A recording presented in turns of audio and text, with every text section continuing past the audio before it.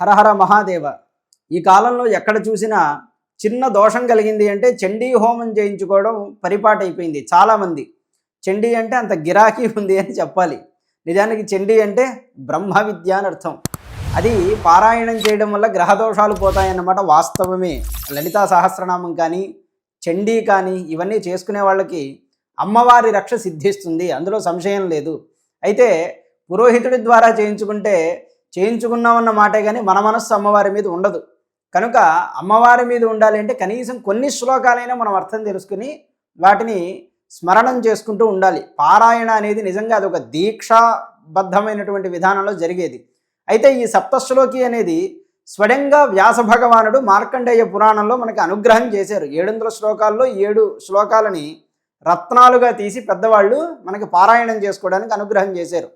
వీటి అర్థాన్ని మనం తెలుసుకుంటాం. ఈ 700 శ్లోకాల చండీలో 7 శ్లోకాలని చాలా ముఖ్యమైనవిగా చెబుతారు. అంటే మిగిలినవి ముఖ్యం కాదు అని అర్థం కాదు, వాటి యొక్క సారమంతా ఈ 7 శ్లోకాల్లో ఉంటుంది. దీనికి ముందుగా ఈ దుర్గా సప్తశతి నేపథ్యం ఏమిటి అనేది తెలుసుకోవాలి. ఈ భాగం కొంచెం పెద్దదిగా ఉంటుంది, కానీ తప్పదు, ఇలాగే చెప్పవలసి ఉన్నది. మార్కండేయ పురాణంలో సావర్ణి మన్వంతరం గురించి చెప్పవలసి వచ్చినప్పుడు దేవీ మాహాత్మ్యం అనే చోట ఈ దుర్గా సప్తశతి అంతా కూడా చెప్పబడినది. అక్కడ చెప్పిన విషయం ఏమిటి? సురథుడు అనే ఒక మహారాజు, సమాధి అనే వైశ్యుడు, ఇద్దరూ కూడా వాళ్ళ సొంత మనుష్యుల వల్లే, అంటే భార్య బిడ్డల వల్ల వంచింపబడి అడవి బాటకు పడతారు. అలా అడవిలోకి వచ్చి ఒక సుమేధుడు అనే మహర్షి ఆశ్రమంలో తలదాచుకుంటారు. అప్పుడు పరస్పరం వాళ్ళు ఒకరినొకరు పరిచయం చేసుకుని మన ఇద్దరం కూడా పురోగతి చెందాలి అంటే ఈ మహానుభావుని ఆశ్రయిద్దామని ఆ పక్కనే ఉన్న మహర్షి దగ్గరికి వెళ్ళి వాళ్ళ బాధ చెప్పుకుంటారు. అయ్యా, మేము వంచింపబడ్డాం మా వాళ్ళ చేతనే, మాకు తరుణోపాయం చెప్పండి అని అడిగినప్పుడు ఆ మహాత్ముడు ఒక్కసారి అక్కడే ఉన్న చెట్టు వైపు చూపిస్తాడు. ఒరే, ఆ చెట్టు పైన పక్షులు ఉన్నాయి కదా, ఒకసారి చూడండి. ఆ పక్షులు మీలాగే బిడ్డలకి రోజు ఆహారం తీసుకొచ్చి పెడుతున్నాయి. మీరు ఎలా పోషించుకుంటున్నారో మీ పిల్లల్ని అవి కూడా అలాగే పోషించుకుంటున్నాయి. కానీ ఆ పిల్లలు రెక్కలొచ్చిన తర్వాత తల్లిదండ్రులను విడిచిపెట్టి వెళ్ళిపోతున్నాయి. ఇది అన్ని చోట్ల ఉన్నదే కదా, ఇది ఉండకూడదని అర్థం కాదు. ఇక్కడ ఇలా ఉన్నప్పటికీ కూడా వాటికి మీకు ఉన్న భేదం ఏమిటో కాసింత యోచన చెయ్యండి. వాటికి మీకు ఉన్న భేదం వివేకం. ఆ వివేకం వాటిలో లేదు, మీకుంది. ఈ వివేకం చేత భగవంతుణ్ణి తెలుసుకునే ప్రయత్నం చేయండి. అప్పుడు మాత్రమే మీకు ఈ సంసార బంధాల నుండి శాంతి అని చెప్పగానే 12 సంవత్సరాల కాలం వాళ్ళు ఎంతో సుదృఢమైన నిష్ఠతో చండికా పరమేశ్వరుని ఉపాసన చేశారు. ఆ ఫలితంగా ఆ సమాధి అనే వైశ్యుడు మోక్షాన్ని పొందాడు. అమ్మ, నాకు ఇంకా సంసారం అనేదే వద్దు తల్లి, నీకు నమస్కారం అన్నాడు. సురథుడు అనే ఆయనకి మాత్రం అమ్మవారు రాబోయే మన్వంతరానికి నువ్వు మహారాజు అవుతావు, నువ్వు ఒక దేవత అవుతావని వరం ఇచ్చారు. అంటే ఆయన ఆ ఫలితాన్ని అనుభవించి తర్వాత మోక్షాన్ని పొందుతాడు. ఈ విధంగా అమ్మవారి కృపకు పాత్రులైనటువంటి ఇద్దరి విషయం ఆ చండీ అనే దానికి కారణమైనది. చండీ అంటే బ్రహ్మ విద్య అని అనుకున్నాం కదా. ఇంతకీ ఈ మన్వంతరం అంటే ఏమిటో కూడా ఇప్పుడు మీకు చెప్పాలి. మన్వంతరము అంటే 71 మహాయుగములు, 4 యుగములు కలిపితే ఒక మన్వంతరం కదా. అట్లాగూ 71 మహాయుగములు ఒక మన్వంతరం. ఈ మన్వంతరం మారిన ప్రతిసారి ఇంద్రుడు మారిపోతారు, సప్త ఋషులు మారిపోతారు, ఆయా పదవుల్లో ఉండే దేవతలందరూ మారిపోతారు. హిందూ మతంలో ఎంతమంది దేవతలు ఎందుకండి అని ప్రశ్న వేస్తూ ఉంటారు కదా. ఈ దేవతలు అనే స్థానములన్నీ కూడా ఒక పదవులే. ఆ పదవుల్లోకి వచ్చి ఆ పదవి పూర్తయిన తర్వాత వాళ్ళు వెళ్ళి మళ్ళీ ఇంకో ఇంద్రుడు, ఇంకో సప్త ఋషులు అక్కడికి వస్తూ ఉంటారు. ఈ 71 మహాయుగములు ఎన్ని మహాయుగం అంటే 4 యుగాలు కదా. క్రమంగా లెక్క పెడితే 284 యుగములు. ఈ 284 యుగములు మన్వంతరము. అన్ని యుగములకి ఒక అధిపతిగా దేవత ఉంటాడు, ఆయన్నే మనువు అని పిలుస్తాడు. నీకు చిన్న రాజ్యం కాదయ్యా, ఈ జన్మలో కూడా నీకు రాజ్యాన్ని ఇస్తాను, నన్ను ఉపాసించిన దానికి ఫలితంగా అన్ని యుగముల కాలం నువ్వు మహారాజు అవుతావు. సురథుడు అనే ఆయనకు వరమిచ్చారు అమ్మవారు. కనుక ఈ వైవస్వత మన్వంతరం గడిచిన వెంటనే రాబోయేది సావర్ణి మన్వంతరం. ఆ సావర్ణి మన్వంతరానికి అధిపతి ఎవరో ఆయన గాథలో వచ్చేటువంటిదే ఈ సప్తశతి. కనుక ఈ సప్తశతిలోని ముఖ్యమైన 7 శ్లోకాలను ఇప్పుడు మనం చెప్పుకుంటున్నాం. సప్తశతి మహాత్మ్యం అర్థమైనది కదా. ఎలాంటి గొప్ప స్థితిని అనుగ్రహించింది. మోక్షం అడుగుతావా, మోక్షం ఇచ్చేస్తాను. కోరికలున్నాయా, అనుభవించు, నీకేం కావాలో ఇస్తాను. బ్రహ్మ విద్యే కావాలా, స్వయంగా బ్రహ్మ విద్యా స్వరూపిణి. బ్రహ్మ విద్యే త్వాం బ్రహ్మ విద్యా ప్రాప్త్యర్థం వయం సర్వదా ధ్యాడామహ. అమ్మవారిని అట్లా ప్రార్థన చేసుకుంటాం, నాకు జ్ఞానాన్ని ఇవ్వమ్మా అని. అలా కాదా కోరికలు ఇస్తుంది వద్దు అనుకుంటే. అట్లాంటి తల్లి ఆవిడ. ఇందులో మొట్టమొదటి శ్లోకం జ్ఞానినామపి చేతాంసి దేవీ భగవతి హిసా బలాదాకృష్య మోహాడ మహామాడ ప్రయచ్చతి. మహర్షి చెబుతారు ఆ ఇద్దరితో, నాయన ఎంతో జ్ఞానులైనటువంటి వారి మనస్సుని కూడా అమ్మవారు మహామాయ పట్టి బలంగా లాగి మోహాన్ని ఇస్తుంది సుమా, కనుక ఆ మహామాయ అనుగ్రహం లేనిదే ఎవ్వరూ జ్ఞానాన్ని పొందలేరు అని ఉపదేశం చేశారు. ఇక్కడే జ్ఞానులకి మాయ ఉండదు కదా అని సందేహం వస్తుంది. అంటే ఇప్పుడు కృష్ణుడు ఉన్నాడు, ఆయన మాయలో పడ్డాడా? రాముడు మహానుభావుడు, దేవుడు స్వయంగా, వీరంతా మాయలో పడ్డారా? అలా మనకు కనబడ్డారు కదా. ఋషులు అందరూ మాయలో ఉన్నవాళ్ళేనా జ్ఞానం పొందిన తర్వాత కూడా అని మనకి సంశయం వస్తుంది. కానీ దానికి సమాధానం ఏం చెప్పారంటే, బ్రహ్మజ్ఞానం అనేది రెండు రకాలుగా ఉంటుంది. ప్రాయశః ఎలాగా అంటే పరోక్షము అపరోక్షం. అంటే గురువు నుండి తెలుసుకుని జ్ఞానం అంటే ఇది అని కేవలం మనసులో మననం చేసుకోవడం పరోక్ష జ్ఞానం. స్వయంగా తాను అనుభవించడం అనేది అపరోక్ష జ్ఞానం. ఈ పరోక్ష జ్ఞానంలో ఉన్న వాళ్ళని కూడా, అంటే బుద్ధిమంతులైన వాళ్ళని కూడా అని అర్థం, బుద్ధిమంతులైన వాళ్ళని కూడా పట్టి లాగుతారు అమ్మవారు. కానీ మనం అనుకుంటాం అపరోక్షానుభూతి పొందిన వాళ్ళు, అంటే భగవంతుడితో ఐక్యమయ్యే స్థితిని పొందిన వాళ్ళని కూడా ఈ శరీరంలో ఉన్నప్పుడు అమ్మవారు పట్టి లాగుతారు. అలాంటి స్థితి ఒకటి ఉన్నది. ఎక్కడ తెలుస్తుందో తెలుసా మనకి? శ్రీరామకృష్ణ పరమహంస గారి దగ్గరికి తోతాపురి అని ఒక గురువు వస్తారు. ఆయన సామాన్యుడు కాదు, సాక్షాత్తు అద్వైతానుభూతి వెలుగుంది, ఒక మూర్తిగా ఉన్నదా అనిపిస్తుంది ఆయన చూస్తేనే, దక్షిణామూర్తి వలె ఉంటారు. అట్లాంటి ఆయన పరమహంస గారి దగ్గర అసలు ఈ మాయ అనేది లేదు అని, ఈ శక్తి ఉపాసన వ్యర్థమని ఏవేవో వాదన చేస్తారు. ఆశ్చర్యంగా ఆయనకి కొంతకాలం గడిచేసరికి విపరీతమైనటువంటి కడుపు నొప్పి. ఆయన అనుకుంటారు, దేహం నేను కాదు అనేటువంటి జ్ఞానం నాకు ఉన్నది కదా, కాబట్టి ఈ దేహానికి ఏమైతే ఏమున్నది అనే భావంతో శరీరాన్ని పట్టించుకోరు. ఆయన చాలా జ్ఞాననిష్టలో ఉంటారు. అయినప్పటికీ కూడా విపరీతమైన బాధ మెలిపెడుతూ ఉంటుంది. అప్పుడు ఆయన ఇలా భావన చేస్తారు, శరీరం నేను కానప్పుడు శరీరాన్ని విడిచిపెట్టడం వల్ల నాకు భీతి లేదు, కనుక నేను ఈ గంగానదిలో శరీరాన్ని విడిచిపెడతానని గంగానదిలోకి అలా వెళ్ళిపోతారు. అదేం ఆశ్చర్యమో, ఆ రోజు ఆయన శరీరం విడిచిపెట్టడానికి గంగలో నీళ్లే లేవా అన్నట్లుగా ఉన్నది. ఈ ఒడ్డు నుంచి ఆ ఒడ్డుకు వారు నడుచుకుంటూ వెళ్తున్నా ఆయనకి మోకాళ్ళ లోతు వరకే నీళ్ళు వచ్చాయి. ఆ సమయంలో అప్పుడు ఒక్కసారి ఆయనకు అమ్మవారు సాక్షాత్కరించారు. ఓహో, నేను ఈ అపరాధం చేశాను కదా అని అమ్మవారిని శరణ పొందారో లేదో, వెంటనే ఆ కడుపు నొప్పి మాయమైపోయింది. ఎందుకు నేను ఇది చెప్పడం? జ్ఞానినామపి చేతాంసి, ఎంతటి జ్ఞానులైనా సరే తల్లి చేతిలోనే వాళ్ళ పిలకంతా ఉంటుంది కదా. కనుక అమ్మను ఆశ్రయించిన వాళ్ళకి ఎటువంటి దుఃఖం ఉండదు. ఈ శ్లోకానికి నిజంగా కొంతమంది అడుగుతూ ఉంటారు, మా పిల్లవాడు సరిగ్గా చదవట్లేదండి, మా పిల్లవాడు వ్యామోహాల్లో పడిపోయాడండి అని అడుగుతారు. చాలామంది ఫోన్ చేసి కూడా అడుగుతున్నారు. అందుకే ఇది చెప్పడం. ఈ శ్లోకాన్ని వాళ్ళ బదులు తల్లిదండ్రులు చక్కగా పారాయణం చేసి జపం చేసి, ఎంతకాలం అంటే 6 నెలలు దీనికి అవధి, మనస్ఫూర్తిగా పారాయణం చేస్తూ దీనివల్ల నా బిడ్డ బాగోవాలి అని తలుచుకుంటే చక్కటి అనుగ్రహం అనేది కలుగుతుంది. అందుకే జ్ఞానినామపి చేతాంసి దేవి భగవతి హిసా బలాద్ ఆకృష్య మోహాయ మహామాయ ప్రయచ్చతి. మీరు డిస్ప్లేలో ఇవ్వమని అడుగుతున్నారు, కానీ అంత ఓపిక ప్రస్తుతం లేదు. అంటే ఓపిక లేదు అనే కంటే సౌకర్యం లేదు కనుక ఉన్నంతలో చెప్పడం జరుగుతుంది. స్పష్టంగానే శ్లోకాన్ని చెప్తున్నాను, 1కి 2 సార్లు విని మీరు రాసుకోవచ్చు. ఇక రెండవ శ్లోకం, దుర్గే స్మృతా హరసి భీతిమశేష జంతో స్వస్థైస్మృతా మతిమతీవ శుభాం దదాసి దారిద్ర్య దుఃఖ భయహారిణి కాత్వదన్య సర్వోపకారకరణాయ సదార్ద్రచిత్త. దుర్గే స్మృతా హరసి భీతిమశేష జంతో. ఎంత మాట! దుర్గే, అంత సులభముగా అందనిదాన, నీవు తలచిన వారికి అశేష జంతోహో భీతిం హరసి, సమస్త ప్రాణుల యొక్క భీతిని హరించుదానివి. సమస్త ప్రాణులు అంటే స్థావర జంగమములు, కదిలే ప్రాణి కదలని ప్రాణి, ఈ 2 ప్రాణులకు ఉన్న భీతిని నువ్వు తొలగించేదానివి. స్వస్థై స్మృత, ఆపదల్లో ఉంటే భయాన్ని తొలగిస్తావు. మరి బుద్ధిమంతులు తలుచుకుంటే, సుఖంగా ఉన్నవాళ్ళు తలుచుకుంటే అతీవ మతిం శుభాం దదాసి. సుఖంలో ఉన్నప్పుడే నిజానికి జ్ఞానం బాగా పనిచేయాలి తెలుసా అండి. ఆపదలో ఉన్నప్పుడు మనం తప్పు చేస్తే పోనీలే అనుకుంటాడు భగవంతుడు, కానీ హాయిగా అన్నీ అమరి కూడా సుఖంలో ఉండి కూడా తప్పు చేస్తే అప్పుడు శిక్ష ఎక్కువ పడుతుంది.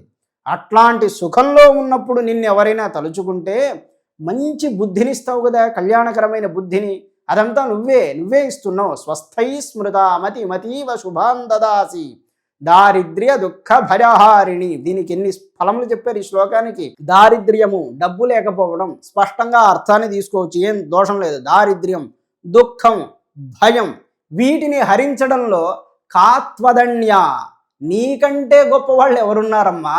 నిన్ను స్మరించిన వాళ్ళకి వీటన్నిటిని తొలగిస్తావు కదా. దారిద్ర్య దుఃఖ భయహారిణి కాత్వదన్య సర్వోపకారకరణాయ సదార్ద్ర చిత్త. అందరికీ ఉపకారం చేయడం కోసమే దయాశీలమైన చిత్తము కలదానివి కదా అమ్మా, నీకు నమస్కారం. ఇది విపరీతమైన కష్టాలలో ఉన్నప్పుడు దీన్ని స్మరణం చేసుకోవడం చాలా గొప్ప విషయము. ఇది రెండవది సప్తశ్లోకీలో. తర్వాత 3వ శ్లోకం, సర్వమంగళమాంగళ్యే శివే సర్వార్థ సాధికే శరణ్యే త్ర్యంబకే గౌరి నారాయణి నమోస్తుతే. దీనికి నిన్నటి భాగంలో నేను అర్థం చెప్పాను. ఒక్కసారి నిన్నటి భాగాన్ని కూడా పరిశీలించండి. ఇది మాయ కాదు, అంటే ఛానల్ చూడాలనే మాయ కాదు, ఇష్టం ఉంటే చూడవచ్చు. ఈ సర్వమంగళ మాంగళ్య అని చెప్పడంలో గ్రహదోషాలు తొలుగుతాయని కూడా దీనికి ఫలితాన్ని చెప్పబడింది, సొంత కపకోల కల్పితం కాదు. ఈ వ్యాఖ్యానంలో ఉపాస్తి వ్యాఖ్యానంలో ఒక మాట చెబుతాడు. మంగళ ద్రవ్యములు 8 అని చెబుతారు. లోకేతు మంగళాన్యష్టౌ బ్రాహ్మణ గౌః హుతాశన హిరణ్య సర్పి ఆదిత్య స్త్రియో రాజా తథాష్టమ. 8 మంగళ ద్రవ్యములు ఉన్నాయ్యా. బ్రాహ్మణుడు, అలాగే ఆవు, హుతాశనుడు అగ్ని, బంగారము, నెయ్యి, సూర్యుడు, సుమంగళులైనటువంటి స్త్రీలు, ఆదిత్యుడు. సుమంగళులు అనే కంటే పతివ్రతలు, వ్రతాచరణం కలిగినటువంటి స్త్రీలు, అలాగే రాజు, వీళ్ళందరూ కూడా మంగళప్రదములైనటువంటి వారు.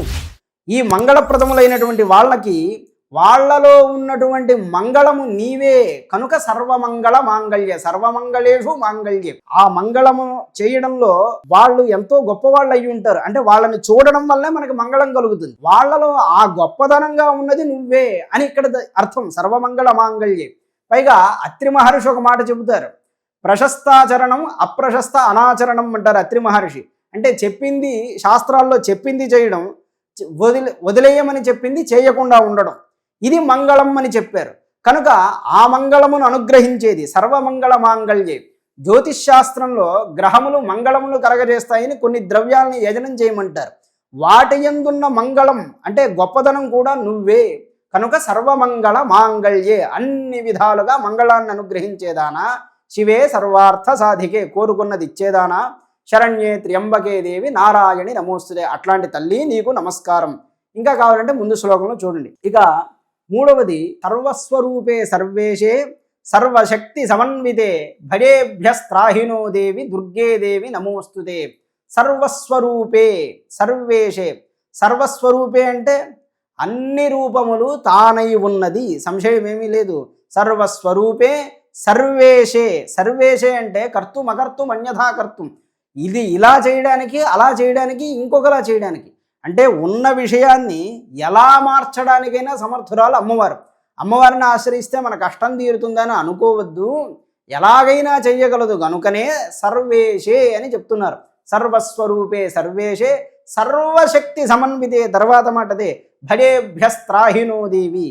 ఈ ప్రయోగాలలో ఎప్పుడైనా గట్టి బాధలు వచ్చినప్పుడు ఈ శ్లోకాన్ని పారాయణం చేసుకోమని చెబుతారు.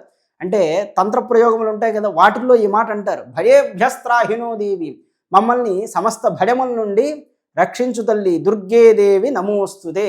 ఇది ఒక శ్లోకం. తర్వాత శరణాగత దీనార్త పరిత్రాణ పరాయణే సర్వస్యార్తి హరే దేవి నారాయణి నమోస్తుతే.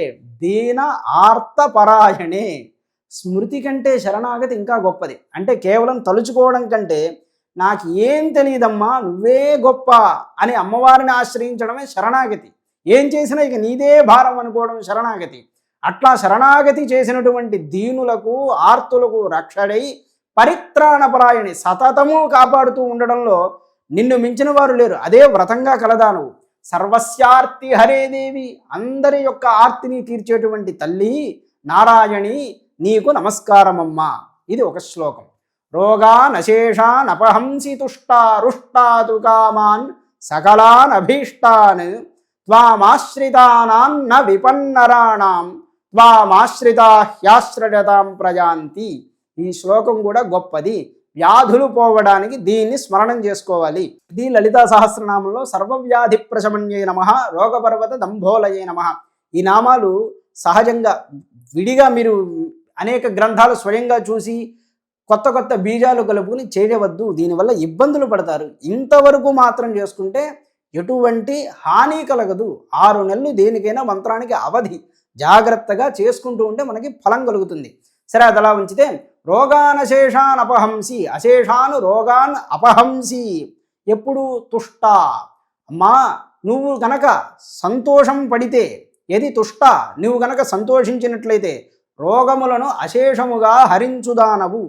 రోగములను హరిస్తుంది అంటే శరీరానికి ఉన్న రోగములని మాత్రమే కాదు, రాగాది రోగములను హరించున్నది అని వ్యాఖ్యానంలో చెప్పారు. మనలో విపరీతంగా ప్రేమ ఉండడం, ఒక వస్తువు వల్ల దుఃఖపడడం అనేది రాగం అనే దోషం వల్ల కలుగుతుంది. ఈ రాగమును కూడా హరించేటువంటిది ఇది ఒక రోగం. దీన్ని హరించేటువంటిది అమ్మవారే. రుష్ట, ఒకవేళ కోపించావా, రుష్టాదు కామాన్ సకలాన్ అభీష్టాన్ అపహంసి. సకలాన్ కామాన్, నీ కోరికలని అభీష్టములను అన్నిటినీ కూడా తుడిచిపెట్టేస్తారు అమ్మవారు. అలా కూడా చేయగల సమర్థురాలు కదా తల్లి. నిన్ను నేను శరణ పొందుతాను. త్వామాశ్రితానాం న విపన్నరాణాం. నిన్ను ఆశ్రయించినటువంటి వాళ్ళకి ఎప్పుడూ ఆపదలు అనేవి కలుగవు. న విపన్నరాణాం త్వాం ఆశ్రితా ఆశ్రయతాం ప్రయాంతి. త్వాం ఆశ్రితా హ్యాశ్రయతాం ప్రయాంతి. నిన్ను ఆశ్రయించిన వాళ్ళు ఆశ్రయమును పొందుతున్నారు. ఈ చివరి మాటని సరిగ్గా అర్థం చేసుకోండి. త్వాం ఆశ్రితానాం, నిన్ను ఆశ్రయించిన వారికి ఆశ్రయము కలుగుతున్నది, పొందుతున్నారని చెప్తున్నారు కదా. దీనిలో అర్థం ఏంటి అంటే, ఎవరైతే స్వయంగా అమ్మవారిని ఆశ్రయిస్తారో వాళ్ళు ఇంకొకళ్ళకు కూడా ఆశ్రయమవుతారు. అది లోపల ఉన్నటువంటి అర్థం. అంతే కదండి. బ్రహ్మజ్ఞానులు, పెద్ద పెద్ద ఉపాసకులు వాళ్ళు ఇంకొకళ్ళకి అండగా నిలబడతారా లేదా? ఎలా కలుగుతుంది అంటే అమ్మవారి యొక్క శక్తి చేత వీళ్ళు కూడా వాళ్ళకి సహాయం చేయగలుగుతారు. అదే ఈ శ్లోకంలో అర్థం. ఇది కొంచెం పెద్ద శ్లోకం కాబట్టి మళ్ళీ చెప్తాను మీకు అనుకూలంగా రాసుకోవడానికి. రోగానశేషానపహంసి తుష్ట రుష్టాతు కామాన్ సకలానభీష్టాన్ త్వామాశ్రితానాన్న విపన్నరాణాం త్వామాశ్రితా హ్యాశ్రయతాం ప్రయాంతి. ఇంకొక శ్లోకం. సర్వాబాధా ప్రశమనం త్రైలోక్యస్యాఖిలేశ్వరి ఏవమేవ త్వయా కార్యం అస్మద్ వైరి వినాశనం. సర్వ బాధలు కూడా మాకు తొలగ్గాక. సర్వాశ్చ తాహ ఆబాధాః సర్వాబాధాః. ఆబాధ అంటే దుఃఖం, అనేక విధములైన దుఃఖములన్నీ మాకు తొలగ్గాక. త్రైలోక్యములకు తల్లివైనటువంటి అమ్మ, ఏవమేవ త్వయా కార్యం, ఈ విధంగా నీవు మా శత్రువులను వినాశనము చేసి మాకు మంగళమును అనుగ్రహించుగాక. సర్వాబాధ ప్రశమనం త్రైలోక్యస్యాఖిలేశ్వరి ఏవమేవ త్వయా కార్యం అస్మద్ వైరి వినాశనం. మా శత్రువుల్ని నాశనం చేసి మమ్మల్ని అనుగ్రహించు. అంటే మాలో కామక్రోధాది శత్రువులు ఉన్నాయే, అవి మాకు మొట్టమొదటి శత్రువులు. వాటిని నాశనం చేసి బ్రహ్మ విద్యా స్వరూపిణివైన నీవు ఆనందాన్ని మాకు దడచేయమ్మా అని ఈ సప్తశ్లోకికి ఈనాడు మనం అర్థం తెలుసుకున్నాం. ఇంకా చెబుతూ ఉంటే చాలా ఉన్నది. ఇప్పటికే మీ సమయాన్ని చాలా గ్రహించాను. ఈరోజు తప్పలేదు, సప్తశ్లోకి కనుక ఇలా చెప్పవలసి వచ్చినది. ఈ శ్లోకములను నిజంగా రోజు పారాయణం చేసుకునే వాళ్ళు ఉంటే గ్రహదోషాలు, దుర్నిమిత్తాలు మీకు ఏవీ కలుగవు. ఎప్పుడో ఒకసారైనా కనీసం చండీ మొత్తం పారాయణ చేసే వాళ్ళని గౌరవించి దక్షిణ తాంబూలాదులు వసగి వాళ్ళని సంతుష్టిని చేస్తే అమ్మవారు కూడా సుప్రీతురాలు అవుతారు, మనకి సంపూర్ణమైన ఫలాన్ని ఇస్తారు. కనుక దీన్ని నిత్యం పారాయణం చేసుకోవచ్చు. ఇందులో ఎటువంటి సంశయాలకి పోవద్దు. అలాగే సొంత పెత్తనాలతో ఏవి కలుపుకోవద్దు, దానివల్ల హాని పడతారు. అంటే చెప్పిన మంత్రం వరకు అలా చేసుకుంటే ఆనందంగా ఉంటారు. ఈనాటికి ఈ భాగాన్ని ముగిస్తున్నాను. మరలా ఇంకో భాగంలో కలుద్దాం. నమస్కారం.